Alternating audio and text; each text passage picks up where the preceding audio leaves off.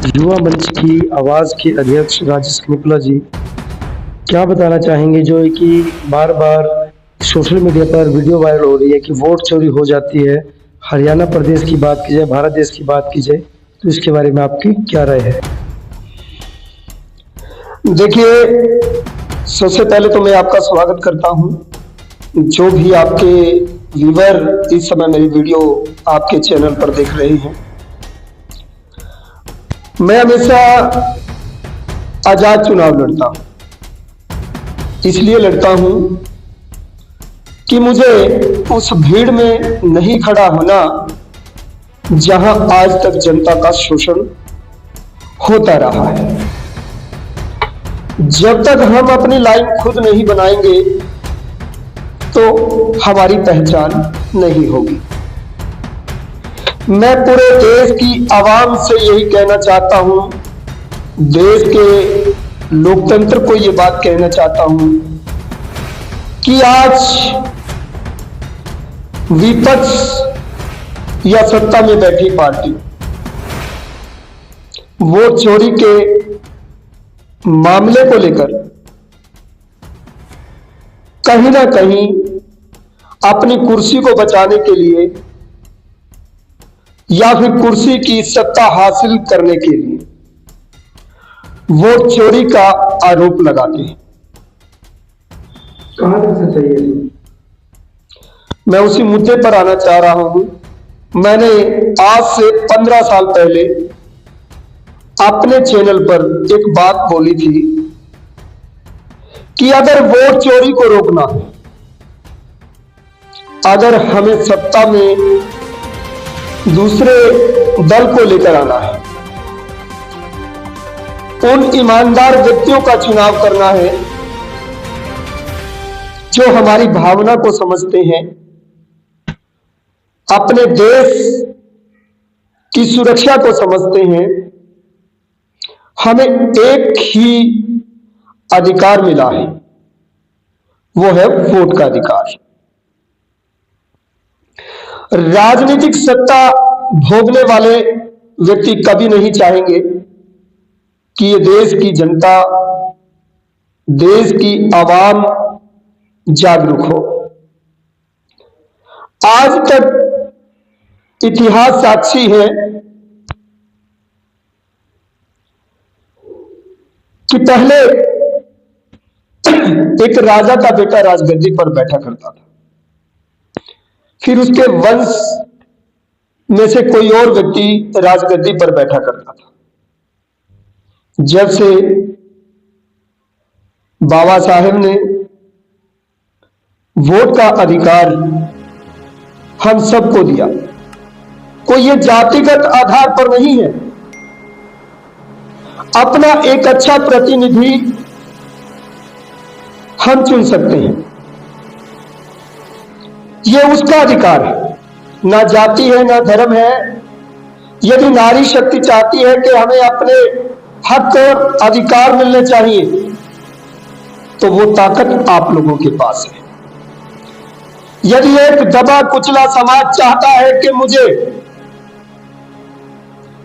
अपना हक और अधिकार चाहिए, तो उसकी ताकत आप लोगों के पास है। हिंदू, मुस्लिम, सिख, ईसाई, आपस में हम भाई भाई।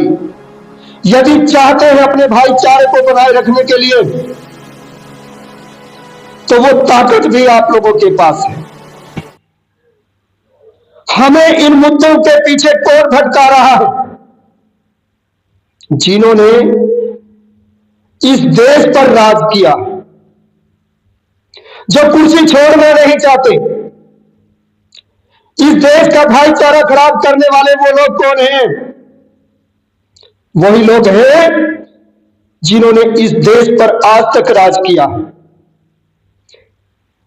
जो करके जा चुके हैं और जो आज राज कर रहे हैं। मैं किसी राजनीतिक पार्टी का कोई दलाल नहीं हूं। मैं अपने देश की जनता को बता देना चाहता हूं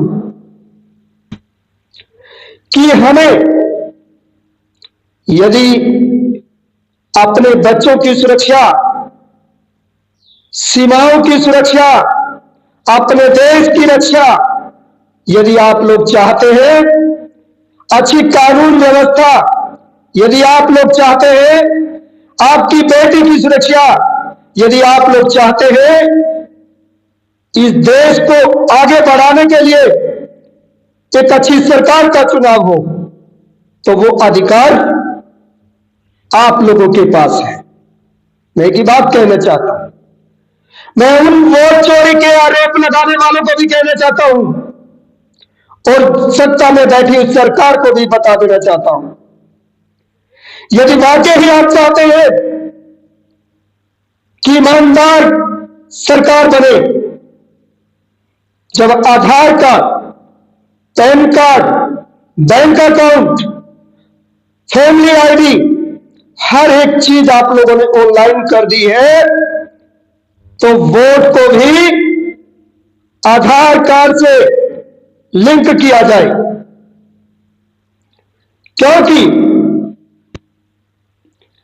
जब तक हम अपनी वोट को फिंगरप्रिंट से अटैच नहीं करेंगे, ऑनलाइन नहीं करेंगे, ना तो ये वोट चोरी रुकेगी और ना ही ईमानदार सरकार बनेगी। मैं कहना चाहता हूं देश की जनता को, यदि आप लोग जन आंदोलन नहीं करेंगे और सरकार को जगाने का प्रयास नहीं करेंगे, जब हर चीज को हमारे आधार से लिंक कर दिया गया है, तो फिर वोट को क्यों नहीं किया गया है? वोट चोरी को अगर रोकना है तो आधार कार्ड से सरकार को लिंक करना होगा। कोई वोट चोरी का आरोप लगाता है, हम वोट डालने जाते हैं, हमारी वोट को गलत इस्तेमाल किया जाता है, या फिर जो व्यक्ति वोट डालने जा रहा है उस वोट को वीडियोग्राफी के माध्यम से डालना चाहिए, क्योंकि वोट डालने वाले को नहीं पता होता उसकी वोट उसने डाली कहां है और चली किस के पास गई है। जब तक उसको फिंगरप्रिंट और आधार कार्ड से लिंक नहीं करेंगे, तब तक ये वोट चोरी का मामला रुकने वाला नहीं है। जब हर चीज की केवाईसी होती है, तो वोट की केवाईसी भी होनी जरूरी है। उसको पता होना चाहिए उसकी वोट किसके पास गई है। राजेश जी, डिजिटल वीडियोग्राफी के माध्यम से वोटिंग होता है और जब वोट डलता है तो सामने मशीन के अंदर एक एरो का निशान होता है, वहां पर फोटो आती है कि आपकी वोट गई कहाँ है। लेकिन जो मतदाता होता है उनका आरोप भी है, सोशल मीडिया में काफी वीडियो वायरल होती है कि मतदाता कहता है कि मैंने वोट तो किसी और को दी, गई किसी और के पास है। मुद्दा हमारा जी, आपने बिल्कुल सही सवाल किया है। जब एक वोटर वोट डालने के लिए जाता है, मशीन में उसको सेटिस्फाई कर दिया जाता है कि आपने जिसको वोट डाला है, दीप बजती है, दीप के बाद उसका चुनाव निशान निकलकर सामने आ जाता है, मैंने वोट किसको डाली है। लेकिन उस सॉफ्टवेयर में क्या फिट किया गया, क्या आपको पता है? अगर हमारा फिंगरप्रिंट उस पर होगा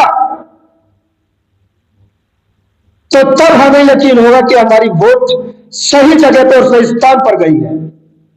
यह जनता को जानना होगा, जनता को एक जागरूकता अभियान छेड़ना होगा। यह वोट चोरी का मामला अगर रोकना है, हम अपना प्रतिनिधि यदि अच्छा चुनना चाहते हैं, तो मैं कहता हूं कि जो सत्ताधारी पार्टियां हैं, जो बड़े दल हैं, उनकी आंख खुल जाएगी। आजाद प्रत्याशी भी चुनाव जीतकर लोकसभा और विधानसभा में जा सकता है। तो भारत देश के अंदर कहा जाता है कि अब हिंदू राष्ट्र बनाया जाएगा, इसके बारे में क्या कहेंगे? हिंदू राष्ट्र, मैं पूछना चाहता हूं लोगों से, हिंदू राष्ट्र क्या है? ये हिंदू मुस्लिम सिख ईसाई के मुद्दे जो ये लोग लेकर आ रहे हैं, अपने देश का भाईचारा खराब करने के लिए लेकर आ रहे हैं। मैं कहता हूं, दिखाइए, ब्लड ग्रुप चेक कीजिएगा इनका कि कौन हिंदू है, कौन मुस्लिम है, कौन ईसाई है। अरे जातिगत जो भावनाएं हम लेकर बैठे हैं, यही हमारे देश का विकास रुका हुआ है। जब तक हम हर वर्ग को समानता का अधिकार नहीं देंगे तब तक ये देश बदलाव की ओर नहीं जा सकता। एक तरफ हिंदुओं की ओर से मुसलमानों के साथ क्रूरता दिखाई जाती है, अभद्रता की जाती है, मारपीट की जाती है, और दूसरी तरफ मुसलमानों की ओर से भी हिंदुओं पर अत्याचार की जाती है। ये तथ्य गलत है और मैं इसका जो है खंडन करता हूं। जब हम किसी गांव में रहते हैं, बस्ती में रहते हैं, वहां मुस्लिम भी रहता है, सिख भी रहता है, ईसाई भी रहता है, हर धर्म हर वर्ग का व्यक्ति रहता है, वहां तो उनका भाईचारा खराब नहीं होता। ये राजनीति और सत्ता हासिल करने वाले जो लोग हैं ये फूट डालो राज करो की नीति अपनाते हैं।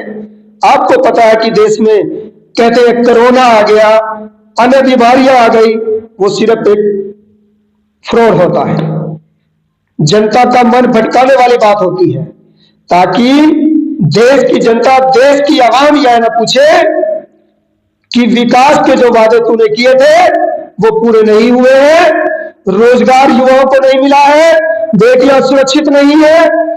ये लोग उन मुद्दों से भटकाने के लिए इस प्रकार के फूट डालो राज करो की नीति का जो प्रयोग करते हैं। गोरे अंग्रेज चले गए थे और काले अंग्रेज आज उन नीतियों को अपना रहे हैं। इनको यह मालूम नहीं है जब अंग्रेजों को यहां से दौड़ाना था पूरे देश की जनता एक होकर आजादी की जंग लड़ी थी। और मैं बता देना चाहता हूं जिस दिन ये जनता क्रांति में आ गई इन लोगों को सड़कों पर दौड़ा दौड़ा कर पिटेगी, ये मैं वादा करता हूं। आज देश के युवा के पास रोजगार नहीं है, बेटियां सुरक्षित नहीं है और वो समय दूर नहीं है कि इन लोगों का हासिल जनता क्या करेगी। हिंदुस्तान भारत के अंदर कहा जाता है कि हिंदू मुस्लिम सिख ईसाई आपस में से भाई भाई, लेकिन आप जो ईसाई धर्म के लोग हैं उनका खंडन किया जा रहा है, उन पर मारपीट की जा रही है, उनके ऊपर आरोप लगाए जाते हैं कि आप लोग जो है धर्म परिवर्तन करवाते हैं। इसके बारे में क्या कहें? देखिए बड़े बड़े मुद्दे सामने आ रहे हैं, सोशल मीडिया पर वीडियो वायरल हो रही है, ये गाय बचाने की बात करते हैं और गाय का बिजनेस और व्यापार खुद करते हैं। कमाल की बात है यार। हमें समझना होगा इन लोगों की नीतियों को, हमें समझना होगा रणनीति को, हमें समझना होगा राजनीति को। साथियों गांधी के जो 3 बंदर हैं इनका बहिष्कार कर दो, राज खुद बदल जाएगा। आपने कहा कि गौ रक्षा धर्म रक्षा की बातें करते हैं, व्यापार की बिजनेस की नौकरी की बात करते हैं, इनको भटकाने के लिए कुछ ऐसा कर रहे हैं, आपसे आरोप लगा रहे सरकार पर? बिल्कुल, सोशल मीडिया पर देखिए ना हर दिन क्या सामने आ रहा है कि कहीं गाय का मांस जो है ट्रांसपोर्ट पे जा रहा है और कौन उसको खरीद रहा है और कौन उसको बेच रहा है, ये सारा तो सोशल मीडिया पे हर कदम पर सामने रखा है। मैं एक ही बात कहना चाहूंगा साथियों, आपके वीडियो के माध्यम से बताना चाहता हूं, ना तो शराब से और ना नोट से देश बदलेगा आपकी वोट से।